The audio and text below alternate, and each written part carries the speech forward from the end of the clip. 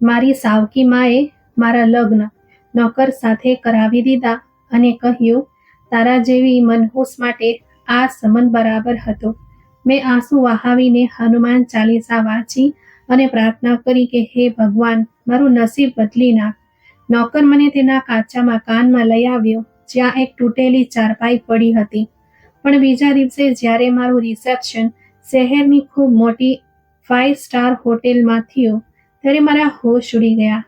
ત્યાં ઘણા નોકરો મારી આગળ પાછળ ફરતા હતા અને મારી સાવકીમાં મારું તો જાણે જીવ નીકળી ગયો જ્યારે તે ભાગતી આવી અને બોલી, આ મનહૂસ છોકરી સાથે લગ્ન કોણ કરશે કે મારો રંગ કાળો હતો.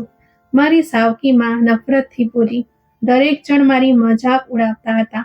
જ્યારે મારી સાવકી બહેનો ખૂબ જ સુંદર હતી અને તેમના લગ્ન ઊંચા કુટુંબમાં થયા હતા. મારી જિંદગી હંમેશા એક અગ્નિ પરીક્ષા રહી હતી. હું મારા પિતાની પહેલી પત્નીની દીકરી હતી. મારી માતા આ દુનિયા છોડી ગયાના થોડા સમય પછી મારા પિતાએ બીજા લગ્ન કર્યા. પપ્પાની આ પત્નીમાંથી મારી સાવકી બહેનોનો જન્મ થયો. મારી સાવકી બહેનો ખૂબ જ સુંદર હતી. જ્યારે હું કાળી હતી, મારો કાળો રંગ જ મારું દુર્ભાગ્ય બની ગયો. મારી સાવકી માતા હંમેશા મને તેની દીકરીઓ કરતાં ઓછી સમજતી હતી. તે મારા અસ્તિત્વને નફરતની ત્રાજવે તોડતી હતી અને મને એક બોજ તરીકે જોતી. જ્યારે પણ મેં સાવકી માતા અને સાવકી બહેનોના વર્તન વિશે મારા પિતાજીને ફરિયાદ કરી, ત્યારે મેં તેમને હંમેશા લાચાર જોયા. મારાથી મારા પિતાની લાચારી જોવાતી નહોતી. તેથી મેં હવે ધીરજ રાખવાનું શીખી લીધું હતું, કારણ કે તેઓ મારી સાવકી માતાથી ડરતા હતા અને ક્યારેય મારા હક માટે બોલતા ન હતા.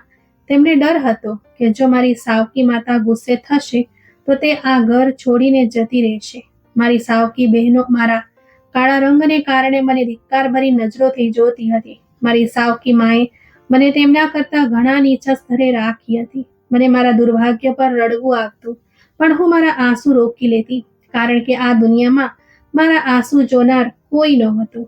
મેં જ્યારથી હોશ સંભાળ્યા ત્યારથી દરેક સંબંધ માટે ઝંખતી રહી.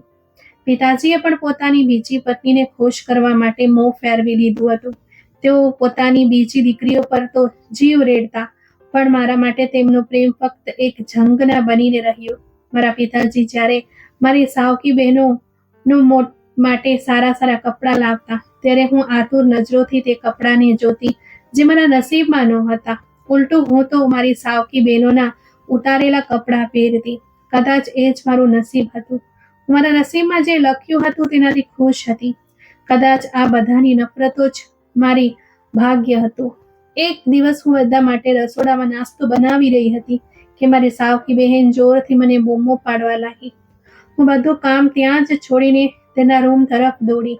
એ ખબર નહીં શું આફત આવી ગઈ છે કે તે આ રીતે જોરથી ચીસો પાડી રહી છે. જ્યારે હું તેના રૂમમાં ગઈ ત્યારે તે કોઈ નોકરાણીની જેમ મારા પર ચીસો પાડતા બોલી, મેં તને કહ્યું હતું ને કે મારા કપડાં ઇસ્ત્રી કરી દેજે. મને કોલેજ માટે મોડું થઈ રહ્યું છે, પણ તું તો તારી મરજી મુજબ જ કરે છે. કોઈનો ક્યાં સાંભળે છે? હું નરમાશથી બોલી. હું રસોડામાં નાસ્તો બનાવી રહી હતી. મને યાદ ન રહ્યો. હું હમણાં જ કપડાં ઇસ્ત્રી કરી દઉં છું. તો તે ગુસ્સાથી બોલી, હવે ઊભી ઊભી મારું મોશો જુએ છે. જા, જલ્દીથી આ કપડાં ઉઠા અને જઈને ઇસ્ત્રી કરીને લાવ. ને જલ્દીથી તે કપડાં ઉઠાવ્યા અને ઇસ્ત્રી કરવા લાગી. એટલી વારમાં મારી સાવકી માં મને આવાજ આપતા બોલી, આજે આ ઘરમાં મને નાસ્તો મળશે કે નહીં? આ છોકરી તો કોઈ કામની નથી. મેં આવાજ આપતા કહ્યું, જી બસ હમણાં જ નાસ્તો લઈને આવું છું. હું ઉર્મિલાના કપડાં ઇસ્ત્રી કરી રહી હતી એટલે નાસ્તામાં મોડું થયું. તમારી સાવકીમાં નફરત ભરી નજરોથી મારી સામે જોતા બોલી, તે ક્યારેય કોઈ કામ સમયસર કર્યું છે ખરું? કામ કરતી વખતે એવા નખરા કરે છે જાણે કોઈ મહારાણી હોય. હું આંખોમાં આંસુ સાથે પાછી રસોડામાં આવી ગઈ. હું જાણતી હતી કે મારી બધી દલીલો સાવકી માં સામે નકામી છે, પણ એ પણ સાચું હતું કે મેં ઘરના બધા કામનો બોજ મારા ખભા પર ઉપાડી રાખ્યો હતો. આટલું હોવા છતાં મને અપમાન અને નફરત સિવાય કંઈક મળતું ન હતું. હું મારા રૂમમાં જઈને અવારનવાર મારી માને યાદ કરીને રડતી. જેણે ન પોતાની માનો પ્રેમ જોયો અને ના તો તેની માને તેના પર પોતાની મમતા વરસાવવાનો મોકો મળ્યો. આ નિર્દય દુનિયામાં કોઈ પણ મારો સહાયક ન હતો. અહીં સુધી કે મારી સાવકી બહેનો પણ બાળપણથી જ મારા વિરુદ્ધ હતી. ખબર નહીં તેમને મારાથી શું ફરિયાદ હતી કે તેઓ મને દરેક વાત પર અપમાનિત કરતી અને મારી સાવકીમાં પોતાની દીકરીઓનો સાથ આપતી કે મારા પિતાજી પણ મને તુચ્છ નજરોથી જોવા લાગ્યા. હું મારી સાવકીમાં અને બહેનોની ધિક્કારભરી નજરોનો સામનો તો કરી શકતી હતી, પણ મારા પિતાનો મારી સાથેનો એવો વ્યવહાર મારા હૃદયને દુઃખી કરી દેતો અને હું રડી પડતી. તે સમયે મને અતિશય દુઃખ થતું જ્યારે મારા પિતા તેમનો બધો પ્રેમ તે દીકરીઓ પર વરસાવતા અને મારા ભાગે કંઈ ન આવતું. ત્યારે મારી સાવકીમાં કટાક્ષ કરતા કહેતી, તારા કાળા રંગને કારણે તારા પિતા તને પોતાનીથી દૂર રાખે છે. મારા પર તો આફત ત્યારે તૂટી પડતી જ્યારે મારા પિતા મારી સાવકી બહેનોને પોતાની સાથે કોઈ સમારંભમાં લઈ જતા અને હું આતુર નજરોથી તેમને જોતી રહી જતી. કોઈને પણ મારા એકલા હોવાની કોઈ ચિંતા નહોતી. સમય ખૂબ ઝડપથી વીતતો રહ્યો. હું અને મારી સાવકી બહેનો યુવાન હતી. તેઓ આટલી સુંદર હતી. તેમનો ગુલાબી રંગ, તારાઓની જેમ ચમકતી આંખો તેમની સુંદરતામાં એટલો વધારો કરતી હતી કે રોજ બરોજ તેમના માટે અમીર અને પ્રતિષ્ઠિત સંબંધો આવતા. તેમને એ જ વાતનો ખૂબ ગર્વ હતો કે અમારા સૌંદર્યને કારણે રોજ અમારા સંબંધો આવે છે અને મારી સાવકીમાં તેમના દહેજ અને લગ્નોમાં પોતાની પૂરી શક્તિ ખર્ચી નાખતી. મારી સાવકી માએ મારી માતાના બધા દાગીના જેના પર મારો હક હતો તે બધા પોતાની દીકરીઓને આપી દીધા. મારા પિતાએ પણ તેમના લગ્નોમાં કોઈ કસર છોડી નહીં. દુનિયાની દરેક ખુશી લાવીને તેમની જોડીમાં નાખી. પણ જ્યારે મારા લગ્નની વાત આવી ત્યારે મારા માટે કોઈએ પ્રેમ કે ઇજ્જતની વાત ન કરી. અહીં સુધી કે મારા પિતા પણ આ બાબતમાં મૌન રહ્યા. ના તો તેમણે મારી ખુશીઓની પરવા કરી અને ના જ મને વિદાય કરતી વખતે મને મારા પિતાનો પ્રેમાળ સાથ નસીબ થયો. તેઓ હંમેશા પારકાની જેમ મારાથી દૂર દૂર રહ્યા, કારણ કે મારી સાવકી માં સામે તેમની એક પણ ચાલતી ન હતી. તેઓ દરેક બાબતમાં મારી સાવકી માં સામે લાચાર હતા. એક દિવસ મારી સાવકી માં એક કઠોર સ્વરમાં કહ્યું, આ કાળીને જલ્દી પરણાવી દો. જે સંબંધ આવ્યો છે એની સાથે જ લગ્ન કરાવી દો. આમ પણ એના માટે કોઈ સારો સંબંધ આવવાનો નથી. જેવી એની શકલ સુરત છે, કોઈ પણ અમીર કે સારા કુટુંબનો સંબંધ તો એના માટે આવશે નહીં. તો સારું છે કે જે સંબંધ આવ્યો છે તેને સ્વીકાર કરો અને એને આ ઘરમાંથી રવાના કરી દો. આમ પણ આ છોકરી બોજ અને શરમજનક સિવાય અમારા માટે બીજું કશું જ નથી. મારા પિતા મારી સાવકી માં સામે મૌન બેસી રહ્યા. તેમના મોંમાંથી મારી તોરફેણમાં એક શબ્દ પણ ન નીકળ્યો. પોતાની સાવકી માની આ વાત સાંભળીને મારી આંખોમાં આંસુ ભરાઈ આવ્યા કે હું આ બધા લોકો પર બોજ કેવી રીતે છું. ના તો મેં ક્યારેય પહેરવા માટે કંઈ ઉત્તમ માંગ્યું અને ના જ ખાવા માટે પણ મારી સાવકી માએ અને પિતાજીએ પાસેથી કોઈ પણ વસ્તુ માટે હઠ કરી. પણ હું જાણતી હતી કે મારા વિરોધનો કોઈ ફાયદો નથી. જે રીતે મારી સાવકી બહેનોના લગ્ન ખૂબ ઊંચા ઘરોમાં થયા હતા, હું પણ મારા લગ્ન આવા જ ઘરમાં થવાનું સ્વપ્ન જોતી હતી. પણ હું નહોતી જાણતી કે મારા આ બધા સ્વપ્નો અધૂરા રહી જશે. ભગવાનને પ્રાર્થના કરતી વખતે મારા આંસુ મોતીની જેમ વરસી રહ્યા હતા અને હું મારા ભગવાન પાસે મારા સારા નસીબ માટે પ્રાર્થના કરી રહી હતી, કારણ કે હું આ વર્તનથી કંટાળી ગઈ હતી. મારા સહન શક્તિની હદો પૂરી થઈ ચૂકી હતી. હું પણ ઈચ્છતી હતી કે મારા નસીબમાં કોઈ એવું હોય જેના હોવાથી મને તે ઇજ્જત અને સન્માન મળે જે મને મારી સાવકી માં અને બહેનો પાસેથી ન મળી શક્યું. તે ધિક્કારભરી નજરોને સહન કરીને મારી સહન શક્તિ હદો પૂરી થઈ ચૂકી હતી. હું જઈને પણ મારા માટે અવાજ ઉઠાવી શકતી ન હતી, કારણ કે હું જાણતી હતી કે જો મેં અવાજ ઉઠાવ્યો પણ તો મારી સાવકી માં અને બહેનો મારી આવાજને દબાવી દેશે અને પાછી મારા ભાગે અપમાન અને બદનામી સિવાય કંઈક નહીં આવે.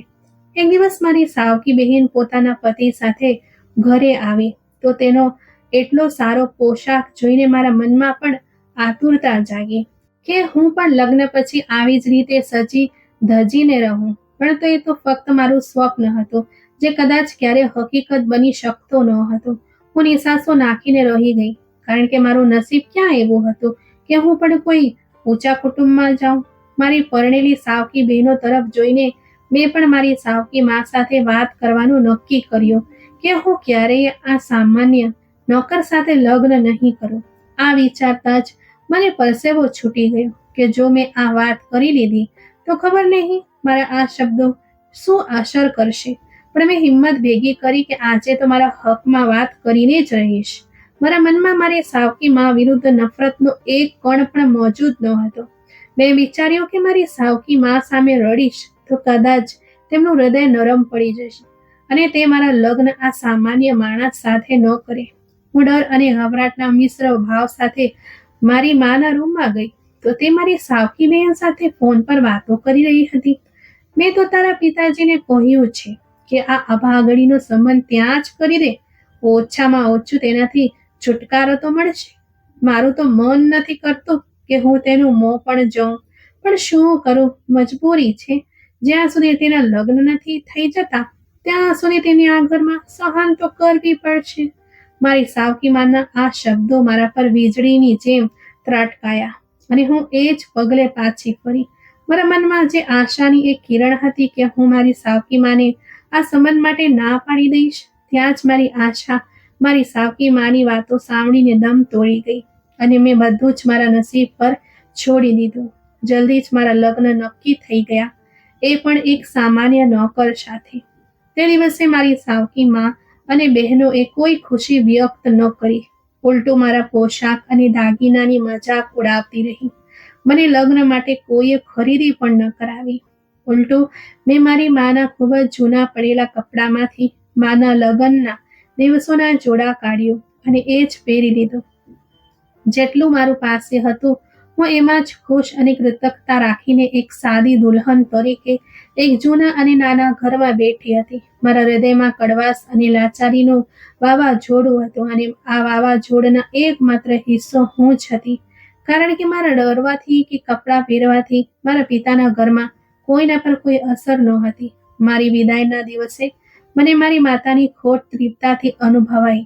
તે દિવસ જે એક દુલ્હન માટે ખૂબ જ ખાસ હોય છે, તે દિવસ મારા માટે સામાન્ય દિવસો કરતાં વધુ પીડાદાયક હતો, કારણ કે કોઈ પણ મારી ખુશીમાં ખુશ નહોતું. ના મારી સાવકી માં અને ના બહેન. અને જેની ખુશી મારા માટે સૌથી વધુ પ્રિય હતી તે મારા પિતા હતા, જેમણે મને એવો પણ અહેસાસ ન કરાવ્યો કે તેમનો સાથ મારા પર છે. હું મારા હૃદયમાં હજારો અધૂરી ઈચ્છાઓ દબાવીને તે નિર્દય લોકોના પાંજામાંથી નીકળીને એક સામાન્ય ઘરમાં આવી ગઈ. લગ્નની રાત્રે મારા પતિ રૂમમાં આવ્યા. હું નજર ઝુકાવીને તે જૂના રૂમમાં બેઠી હતી. મારા દિલમાં ખુશી અને આનંદ કંઈ પણ ન હતો, જ્યારે મારા પતિની આંખોમાં મારા માટે ચમક અને પ્રેમ હતો, જે કદાચ મારી જિંદગીમાં પહેલી વાર કોઈએ આપ્યો હતો. આ પહેલા તો મેં બીજાઓની આંખોમાં મારા માટે ફક્ત નફરત અને ધિક્કાર જ જોયા હતા. તેમણે મારો હાથ પકડતા કહ્યું, મારી શહેઝાદી, તું દુનિયાની સૌથી સુંદર સ્ત્રી છે. તેમના આ શબ્દો મારા હૃદય પર ઊંડી છાપ છોડી ગયા, પરંતુ હું હજી મારી કિસ્મતથી ખુશ નહોતી. મને લાગ્યું કે આ શબ્દો મારા માટે નહીં, પણ કોઈ સુંદર અને ગોરા રંગવાળી છોકરી માટે હોવા જોઈએ. જ્યારે હું સામાન્ય શકલ સુરત અને કાળા રંગની હતી, પણ હવે લગ્ન પછી, કારણ કે મારા પતિ જ મારું બધું હતા, તો તેમની આ રીતે વખાણ કરવાની રીત મને ખૂબ ગમી. તેમના એ શબ્દો મારા કાનોમાં મધુરતા છોડી ગયા. તે દિવસે મને મારા પતિના વખાણ કરવાને કારણે એવું લાગ્યું જાણે હું દુનિયાની સૌથી સુંદર છોકરી છું અને સૌંદર્યની સુંદરતા મારા પર આવીને જ સમાપ્ત થાય છે. મારી આંખોમાં ખુશીના આંસુ આવી ગયા. મારા પતિ પોતાની આંગળીઓના ટેરવા પર એ આંસુ રાખતા બોલ્યા, આ આંસુ તારી આંખોમાં ફરી ક્યારે ના આવે, કારણ કે મારા માટે આ ખૂબ જ કિંમતી મોતી છે, જેનું હું ક્યારેય વેડફાવા નહીં દઉં. હું તને વચન આપું છું કે હું તારા વીતી ગયેલા જીવનમાં થયેલા બધા દુઃખોનો ઉપચાર કરીશ અને તારા આવનારા જીવનને ખુશીઓથી ભરી દઈશ. મને મારા પતિની આ વાતોથી ખૂબ મનોબળ મળ્યો. હું ખુશ હતી કે કદાચ મારું આવનારું જીવન ખુશીઓથી ભરેલું હશે, પણ મને ખુશીઓ નસીબ થશે જેના માટે હું આજ સુધી ઝંખતી હતી.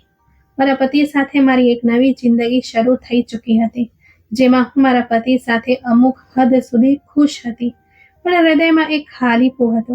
મારા પતિના ઘરમાં પગ મૂકતા જ મેં તે નાના તૂટેલા ફૂટેલા મકાનને જોયું. કાચા ફર્શ પર જૂનું ફર્નિચર અને દિવાલો પર ફેલાયેલી તિરાડોએ મને એ અહેસાસ કરાવ્યો કે આ ઘર મારી જૂની જિંદગી કરતાં પણ વધારે મુશ્કેલ હશે.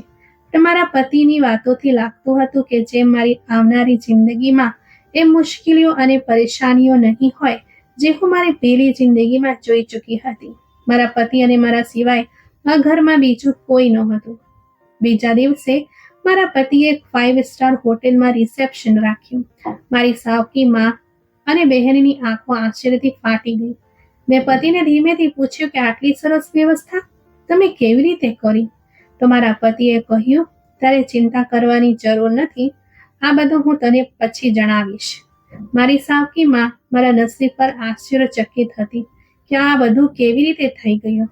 અમારું રિસેપ્શન ખૂબ જ ભવ્ય રીતે થયું અને પછી બધા પોતપોતાના ઘરે ગયા.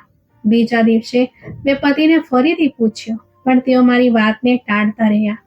પોતાની હાલની સ્થિતિથી તે તૂટેલું ફૂટેલું ઘર પોતાની આર્થિક સ્થિતિનો જીવંત પુરાવો હતો, જ્યારે મારા પિતાનું ઘર તો તેના કરતાં લાખ ગણું સારી સ્થિતિમાં હતું, જ્યાં હું નોકરાણીઓની જેમ રહેતી. પણ મારા પતિનું ઘર પોતાની ખરાબ હાલતમાં હોવા છતાં પણ મને એ અહેસાસ કરાવતું કે હું ત્યાંની મલિકા છું, ત્યાં ફક્ત મારી જ હુકુમત છે. ઘરની હાલત સુધારવાનો નક્કી કર્યો અને મારા પતિને બોલી, તમને નથી લાગતું કે આપણે આ ઘરને વધુ સારી સ્થિતિમાં બનાવવું જોઈએ? મારી વાત સાંભળીને મારા પતિ સ્મિત કર્યા અને બોલ્યા, મારી શહેઝાદી, હવે તું આવી ગઈ છે ને, તારા આવવાથી આ ઘર સંપૂર્ણ થઈ ગયું છે. સમય જતાં આપણે તેને નવા બનાવી પણ લઈશું. અત્યારે તું તારી જાતને આ ઘરમાં ગોઠવી લે. હું જાણું છું કે આ ઘર તારા પિતાના ઘર જેવું બિલકુલ નથી, પણ થોડા સમય ધીરજ રાખ. હું તારી ઈચ્છા મુજબ આ ઘર એક દિવસ ચોક્કસ બનાવીશ. હું બોલી, ખરેખર આ ઘર મારા પિતાના ઘર જેવું બિલકુલ નથી, કારણ કે અહીં મારે કોઈની કઠોર વાતો સાંભળવી પડતી નથી અને ના તો મારા કાળા રંગને કારણે મને કટાક્ષ કે અપમાનિત કરવામાં આવે છે. મારા પતિ મને પ્રેમથી જોતા બોલ્યા, કોઈ મારી નજરથી જુએ તો તેને ખબર પડે કે તું કેટલી સુંદર છે. હું સ્મિત કરતા મારા પતિ તરફ જોવા લાગી. આ તો તમે ફક્ત મારું મન રાખવા માટે કહો છો. તો તે બોલ્યા, હું માણસની બહારની સુંદરતાનો પક્ષપાતી નથી. સુંદરતા માણસની અંદર હોવી જોઈએ, જે તારામાં છે. તમારા આ જ ગુણના કારણે હું પોતાને ભાગ્યશાળી સમજું છું, કારણ કે તમે બીજી છોકરીઓ કરતાં ખૂબ જ અલગ છો, ખૂબ જ નિર્દોષ અને સાદી છો. તમારી આ જ નિર્દોષતાએ મારું દિલ જીતી લીધું. આટલું વખાણ પૂરતું છે કે મને વધુ વખાણ કરીને જમવાનું મળશે? આ કહેતા મારા પતિ મોટો અટ્ટહાસ કરીને હસવા લાગ્યા. હું મારા પતિને ઘૂરતા બોલી, જમવાનું તૈયાર છે, તમે જ મને વાતોમાં લગાવ્યા છો, નહીતર જમવાનું તો ક્યારનું તૈયાર છે. મારા પતિ મારો હાથ પકડતા બોલ્યા, ચાલ તો આજે આપણે પણ જોઈએ કે અમારી મિસિસે અમારા માટે કેવું જમવાનું બનાવ્યું છે. હું હસતા બોલી, પ્રેમથી બનાવ્યું છે તો સારું જ હશે. મારા પતિ જે મહેનતુ અને સાદા માણસ હતા, તેમણે મારા માટે હૃદયમાં સન્માન અને પ્રેમનો એક સમુદ્ર છુપાવી રાખ્યો હતો. તેઓ મારી સાથે અત્યંત પ્રેમથી વર્તતા, ક્યારે મારી સાથે ઊંચા અવાજે વાત પણ ન કરી. હંમેશા મને શહેઝાદી કહીને બોલાવવું તેમનો નિયમ હતો, પરંતુ મારું હૃદય હજી તેમનો પ્રેમને સ્વીકાર કરી શકતું ન હતું, કારણ કે હું મારી જિંદગીમાં મારા માટે આટલા કડવા અને અપમાનજનક શબ્દો સાંભળી ચૂકી હતી કે જ્યારે મને મારા પતિ પ્રેમભર્યા શબ્દોથી બોલાવતા તો તે શબ્દો મારા દિલ પર કોઈ તીરની જેમ ખૂંચતા. એક દિવસ મેં તેમને પૂછ્યું, તમે મને શહેઝાદી કહો, કેમ કહો છો? હું તો એક સામાન્ય છોકરી છું, ના તો સુંદર કે ના કોઈ ખાસ. તો તે હસ્યા અને બોલ્યા, તારા ચહેરા કરતાં પણ સુંદર તારું હૃદય છે. જે દિવસે તે પોતાને તારા અંદરથી જોઈશ, તે દિવસે આ વાત સમજી જઈશ. હું આશ્ચર્યચકિત હતી કે કોઈ આટલા પ્રેમથી એક સામાન્ય છોકરીને કેવી રીતે જોઈ શકે છે? મારી સાવકી માં અને બહેનનું વર્તન હજી પણ મારી સાથે એવું જ હતું. તેઓ મારા પર કટાક્ષ કરતી રહેતી. જ્યારે ક્યારેય તેમનો મારો સામનો થતો તો તે મને એ જ તિરસ્કાર અને નફરત ભરી નજરોથી જોતી અને કહેતી, જોયું, તારો પતિ તને રાજકુમારી કહે છે, પણ હકીકતમાં તો તું એક નોકરાણી જેવી દેખાય છે. જો ખરેખર તે તને રાજકુમારી સમજતો હોત તો તે તને કોઈ મહેલ જેવા બંગલામાં રાખત, નહીં કે આ કાચા અને તૂટેલા ફૂટેલા મકાનમાં. તેમના આ શબ્દો મારા હૃદયને ઘાયલ કરતા, પણ મેં ધીરજ રાખવાનું શીખી લીધું હતું. હું કોઈની વાતોનો કોઈ જવાબ ન આપતી, એ વિચારીને કે સમય જ સૌથી સારો જવાબ આપે છે. મારા પતિએ મારા સપના પૂરા કરવાનો નિશ્ચય કરી લીધો હતો. તેઓ મને શિક્ષણ અપાવવા માંગતા હતા, જેથી હું મારા પગ પર ઊભી રહી શકું. એક દિવસ તેઓ મને બોલ્યા, હું ઈચ્છું છું કે તું તારું ભણતર ફરીથી શરૂ કર. મારા પતિની આ વાત સાંભળીને હું મૌન રહી, કારણ કે ભણતરનો આ ક્રમ તો ખૂબ વહેલા જ મારાથી છૂટી ગયો હતો. મારી સાવકી માં એ મારા શાળાએ જવા પર પ્રતિબંધ લગાવી દીધો હતો, જ્યારે તેમની પોતાની દીકરીઓએ ખૂબ સારી શાળાઓમાં શિક્ષણ મેળવ્યું હતું. હું ભૂતકાળની યાદોમાં સરી પડી. મારા પતિએ જ્યારે મને ફરીથી પૂછ્યું ત્યારે હું ભૂતકાળની યાદોમાંથી બહાર આવી. તેમની ઈચ્છા હતી કે હું મારી યોગ્યતા સાબિત કરું અને દુનિયાને બતાવું કે એક સ્ત્રીનું સ્થાન તેની બાહ્ય સુંદરતા પર આધારિત નથી હોતું. મેં પણ તેમના નિશ્ચયનું સન્માન કર્યું અને ફરીથી શૈક્ષણિક ક્ષેત્રે પોતાને સાબિત કરવા માટે ઝૂંપલાવ્યું. આ દરમિયાન મારા પતિએ મારો સાથ આપ્યો. તેઓ મને દરેક પગલે આ વાતનો વિશ્વાસ અપાવતા કે હું તારે સાથે છું. એક દિવસ તેમણે મારા માટે એક નાનો ભેટ લાવ્યા. તે પુસ્તક હતું.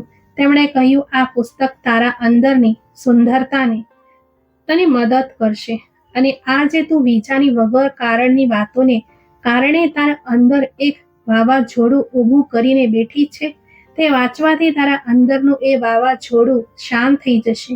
મેં તે પુસ્તક વાંચવાનું શરૂ કર્યું તો તેનો દરેક શબ્દ મારા હૃદયની ઊંડાઈમાં ઉતરતો ગયો. આ પુસ્તક વાંચવાથી મેં અનુભવ્યું કે મારી જિંદગીનો ઉદ્દેશ ફક્ત બીજાને ખુશ કરવાનો જ નહીં, પણ પોતાને ઓળખવાનો અને પોતાને સુધારવાનો છે. તે દિવસથી મેં મારી જિંદગીમાં નવી આશાઓની જગ્યા આપવાનું શરૂ કરી દીધું અને નિરાશાઓને મારી જિંદગીમાંથી ફેંકી દીધી. તે દિવસે મેં નિર્ણય કર્યો કે હું મારું સન્માન અને પ્રેમને મારી યોગ્યતાના આધારે મેળવીશ. મારા પતિએ મારા અંદર એ ચેતના પેદા કરી કે એક મજબૂત સ્ત્રી આ સમાજ બદલી શકે છે. મારી જિંદગીમાં એક વિચિત્ર જ પરિવર્તન આવી રહ્યું હતું. પતિના પ્રેમ અને હિંમતે મને વિચારવા મજબૂર કરી દીધું કે કદાચ હું પણ કંઈક બની શકું છું, મારા માટે કંઈક કરી શકું છું અને મારી જિંદગીને ઉત્તમ બનાવી શકું છું. પણ આ સફર એટલી સરળ નહોતી જેટલી હું વિચારી રહી હતી. એક દિવસ મારા પતિએ મને કહ્યું, જો તું ઈચ્છે તો હું તને ભણવા માટે કોઈ સંસ્થામાં દાખલ કરાવી શકું છું. હું આશ્ચર્યથી મારા પતિ તરફ જોવા લાગી તો તે મારા હાથ પર હાથ મૂકીને મને દિલાસો આપતા બોલ્યા, તારું શિક્ષણ તને એ સ્થાન અપાવશે જેની તું હકદાર છે. આ વાત મારા માટે આશ્ચર્યજનક હતી. શિક્ષણ મારી જેવી છોકરી માટે? પહેલા તો હું ડરી ગઈ. શું હું ખરેખર આ બધું કરી શકું છું? પણ તેમના હિંમતે અને પ્રેમે મને હિંમત આપી. તેમણે પોતાના સામાન્ય સાધનો હોવા છતાં મારા માટે એક સ્થાનિક શાળામાં દાખલો કરાવી દીધો. મારા મનમાં એક વિચિત્ર જ ખુશી અને ડરનો મિશ્ર ભાવ હતો. પણ જેવું મેં ભણવાનું શરૂ કર્યું, મને ખબર પડી કે આ દુનિયા કેટલી સુંદર અને વિશાળ છે. શિક્ષણ માણસની અંદરની સુંદરતાને ઉજાગર કરે છે, ના કે બાહ્ય સુંદરતાને. આ મેં તે દિવસે જાણ્યું.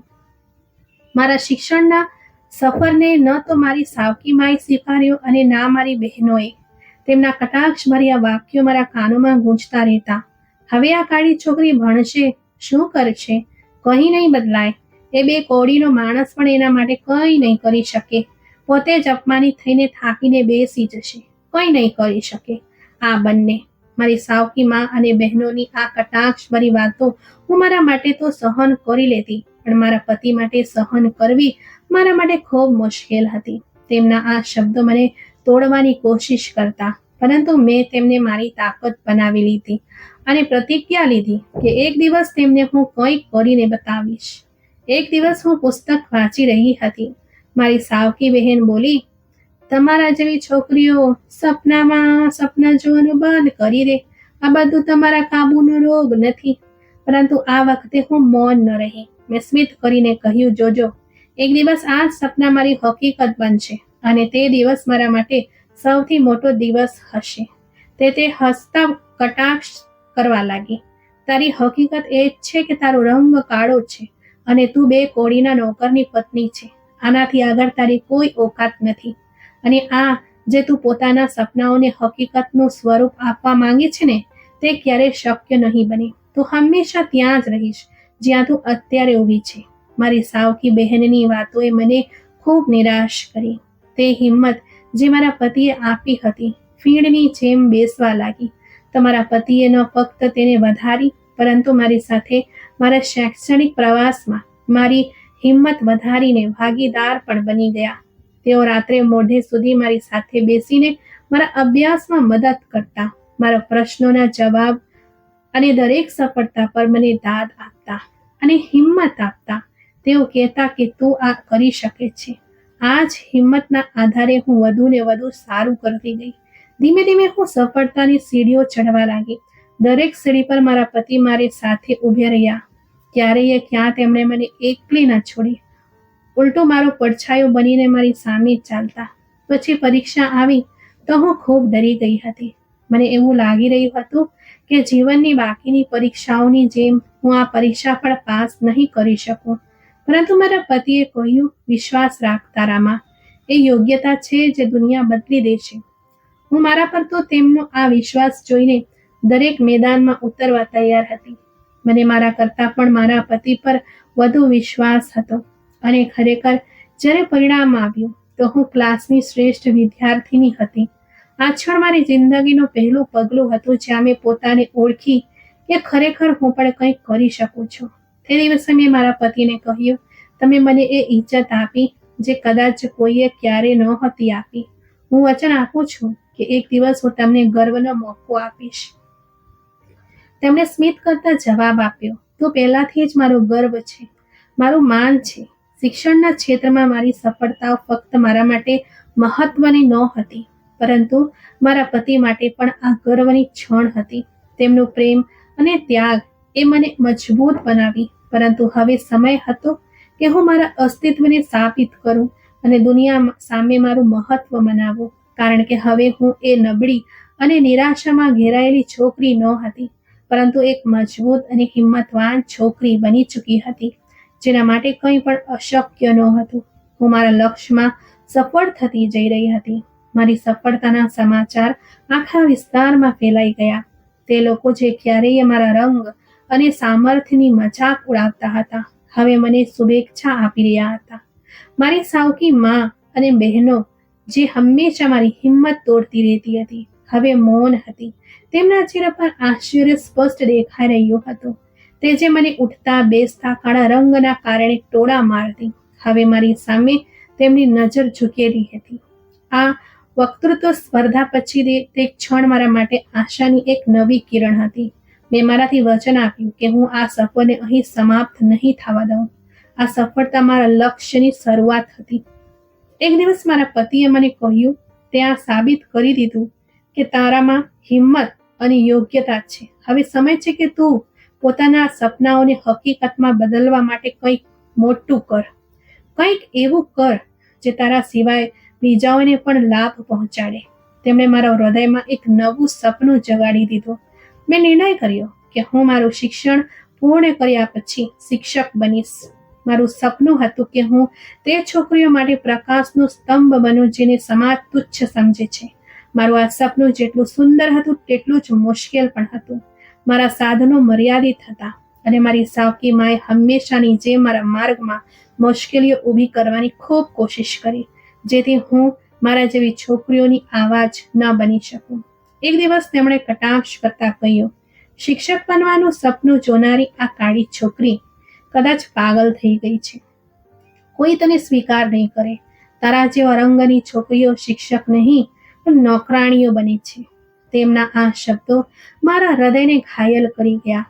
તેઓ મને હિંમત આપવાને બદલે આવા શબ્દોનો ઉપયોગ કરીને મને નબળી પાડવાની કોશિશ કરતા. પરંતુ મારા પતિ હંમેશા મારી સાથે ઊભા રહ્યા. તેમણે કહ્યું, લોકો તને રોકવાની ઘણી કોશિશ કરશે, તારા માર્ગમાં ઘણી બધી મુશ્કેલીઓ પણ આવશે, પરંતુ તને તારા સપના માટે લડવું છે. બસ તું તે લોકોની વાતોને અવગણીને આગળ વધતી જા. સફળતા આપમેળે તારી તરફ વધશે. ભૂલી જા કે તારા જીવનમાં એવા પણ લોકો છે જે તારી સફળતાથી ખુશ નથી હોતા, પણ તમને તોડવાની કોશિશ કરે છે. મેં મારા શિક્ષણ માટે એક સ્કોલરશિપ માટે અરજી કરી.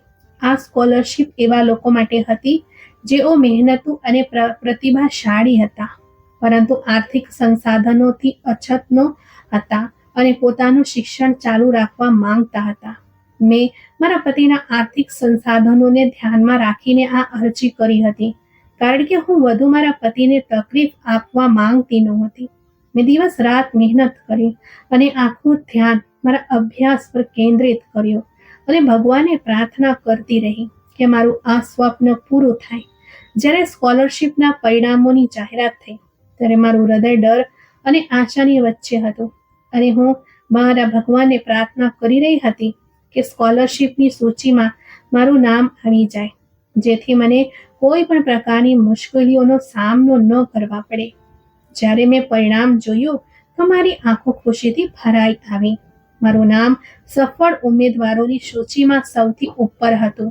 મેં ભગવાનનો આભાર માન્યો અને મારા પતિને આ ખુશ ખબર સંભળાવી. તેમણે કહ્યું, આ તારી મહેનતનું ફળ છે અને હું જાણું છું કે તું આગળ પણ સફળ થઈશ.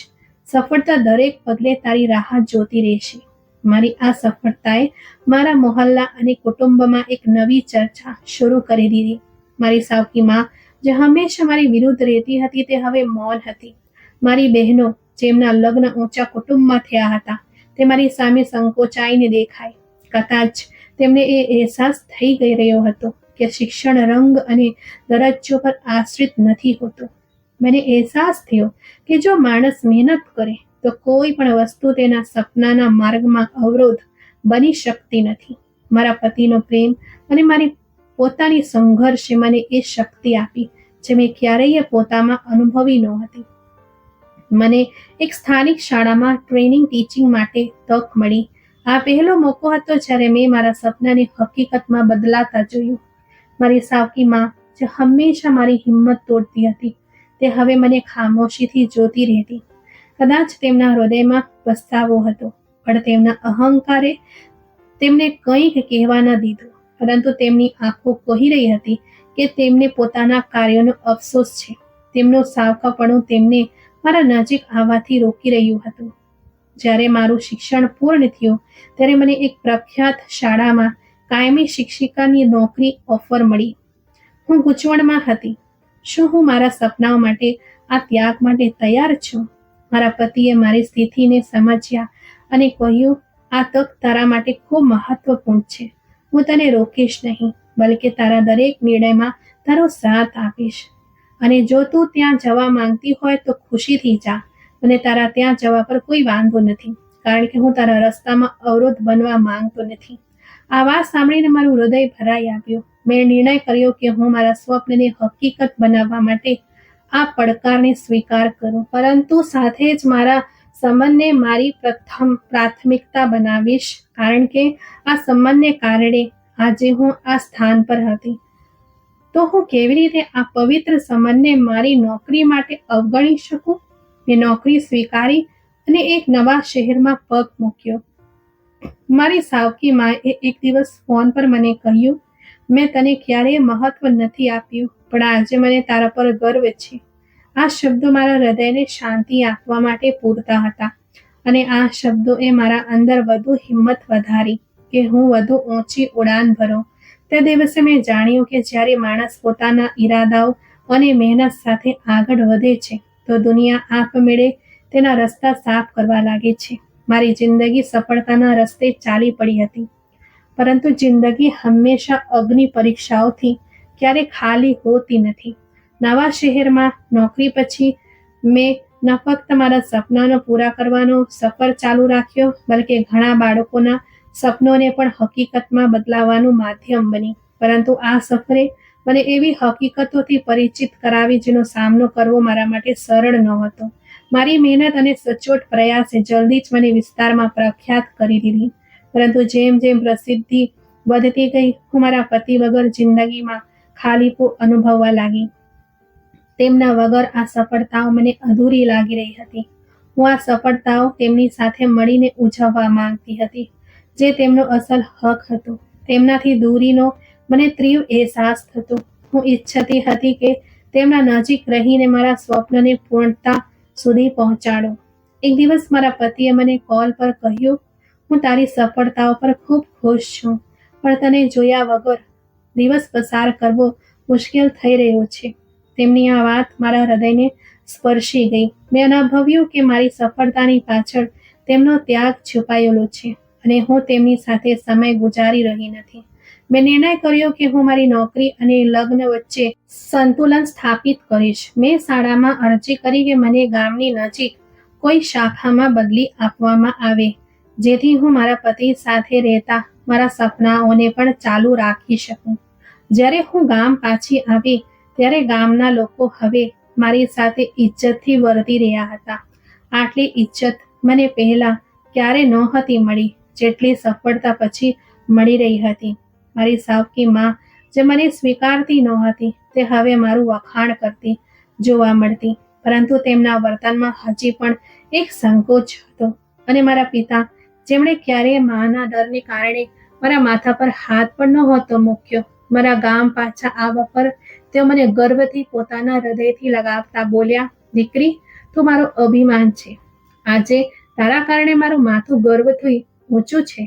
તો મારી આંખોમાં નમી આવી ગઈ, કારણ કે હું મારા પિતાના પ્રેમ અને મમતા માટે છણ ઝંખતી હતી. ગામમાં એક જૂની શાળા હતી જે ઘણા સમયથી જર્જરિત હતી. મેં નિર્ણય કર્યો કે તેને ફરીથી શરૂ કરીશ અને તે બાળકોને ભણાવીશ જેઓ આર્થિક મુશ્કેલીઓના કારણે શિક્ષણથી દૂર રહે છે. હું ઈચ્છતી હતી કે મારી જેમ કોઈ પણ બાળક શિક્ષણથી વંચિત ન રહે. સૌએ મારા નિર્ણયને યોગ્ય ગણ્યો, પરંતુ કેટલાક લોકોએ ટીકા પણ કરી. આ છોકરી શહેરની શાળામાં કામ કર્યા પછી અહીં ગામમાં બાળકો માટે સમય શા માટે બગાડી રહી છે?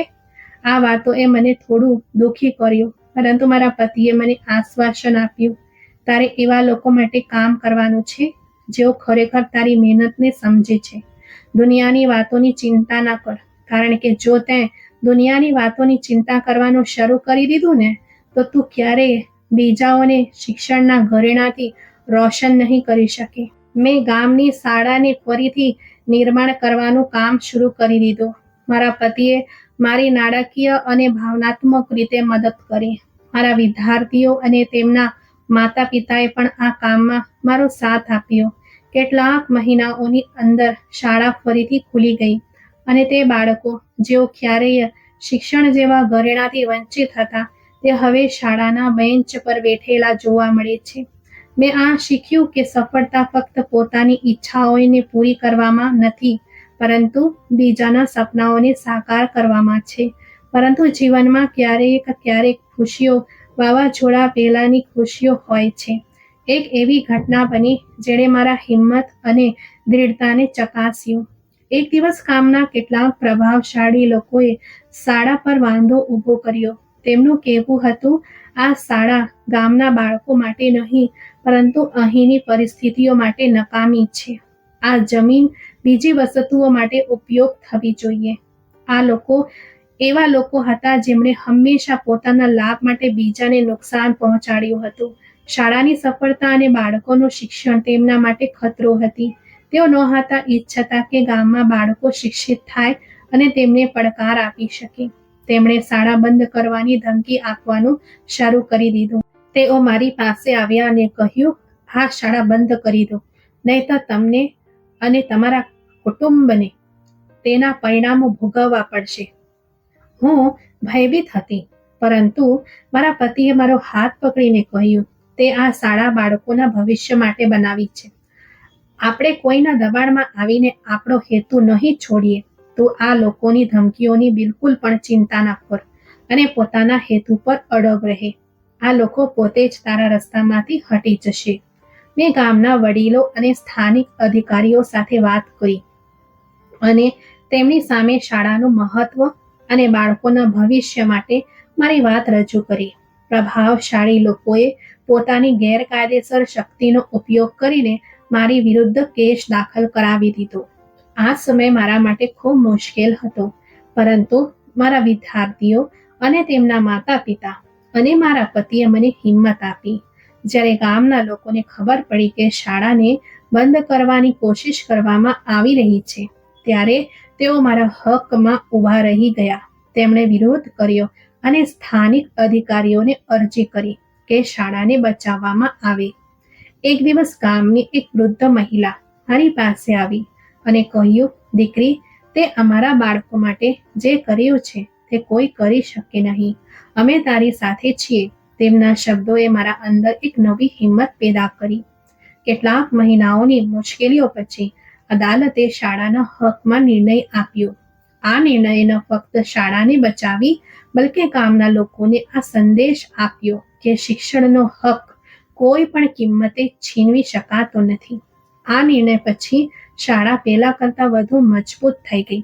પ્રભાવશાળી લોકોએ પણ હવે પોતાની કોશિશો છોડી દીધી. આ અગ્નિ પરીક્ષા એ મને શીખવ્યું કે જો તમારો હેતુ પવિત્ર હોય અને તમારું મનોબળ મજબૂત હોય તો કોઈ પણ તાકાત તમને હરાવી શકતી નથી.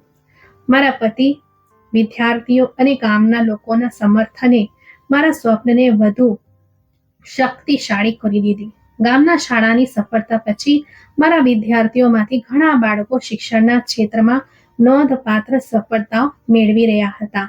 તેમાંથી કેટલાક ડોક્ટર બન્યા, કેટલાક એન્જિનિયર અને કેટલાકે પોતે શિક્ષક બનવાનો નિર્ણય કર્યો. તેમની સફળતા મારા માટે મારી જિંદગીનો સૌથી મોટો પુરસ્કાર હતો. આ એક એવી તબદીલી હતી જેનું સ્વપ્ન મેં જોયું હતું.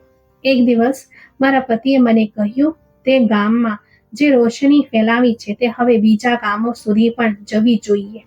આપણે શિક્ષણનો આ સંદેશ બીજા ગામો સુધી પણ લઈ જવો પડશે. મારા પતિનું આ સ્વપ્ન મારા હૃદયને સ્પર્શી ગયું, કારણ કે મેં આ સ્વપ્ન ખૂબ પહેલા જોયું હતું. અમે મળીને નિર્ણય કર્યો કે ગામની નજીક વધુ શાળાઓ ખોલીશું, જેથી શિક્ષણની રોશની દરેક જગ્યાએ પહોંચે. અમને અહેસાસ હતો કે અમે અમારી જિંદગીને એવો હેતુ આપ્યો છે જે બીજાઓ માટે લાભકારક છે. મેં ભગવાનનો ધન્યવાદ કર્યો કે તેણે મને એ બધું જ આપ્યું જે ક્યારેય મારા માટે અશક્ય લાગતું હતું. જિંદગીમાં જો હેતુ પવિત્ર હોય અને ઈરાદો મજબૂત હોય તો કોઈ પણ શક્તિ તમને તમારા સપનોને સાકાર કરવાથી રોકી શકતી નથી. મારી જિંદગીનો સફર આ વાતનો પુરાવો આપતો હતો કે નિષ્ઠા, પ્રેમ અને મહેનત કોઈ પણ અંધારાને રોશનીમાં બદલી શકે છે અને સફળતાની ઊંચાઈઓ સુધી પહોંચવા માટે તમારો રંગ કોઈ મહત્વ નથી રાખતો.